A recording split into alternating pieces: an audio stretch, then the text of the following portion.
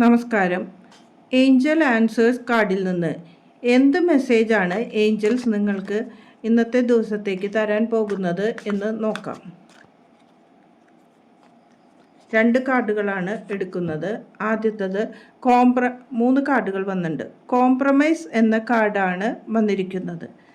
രണ്ടാമത് വന്ന card abundance എന്നതും ചൂസ് എ ന്യൂ ഡയറക്ഷൻ എന്ന കാർഡാണ് വന്നിരിക്കുന്നത്. നിങ്ങൾ ജീവിതത്തിൽ പല കാര്യങ്ങളിലും ഒരു കോംപ്രമൈസ് മൈൻഡോട് കൂടി പോകണം എന്നതാണ്. പല കാര്യങ്ങളും ജീവിതത്തിൽ ബാലൻസ് ചെയ്യേണ്ടതുണ്ട് എന്ന് ഏഞ്ചൽസ് പറയുന്നു. അങ്ങനെ ഒരു ബാലൻസ് പോകുകയാണെങ്കിൽ നിങ്ങളുടെ ജീവിതത്തിലേക്ക് ഒരു അബണ്ടൻസ് വരുന്നു എന്നും അതിന് ഒരു പുതിയ ഡയറക്ഷൻ തന്നെ നിങ്ങൾ ചൂസ് ചെയ്യും എന്നതാണ് വരുന്നത്. ഈ അബണ്ടൻസ് വരുവാൻ നമ്മൾ പുതിയ ഡയറക്ഷനിലേക്ക് പോകുന്നു എന്നതാണ്.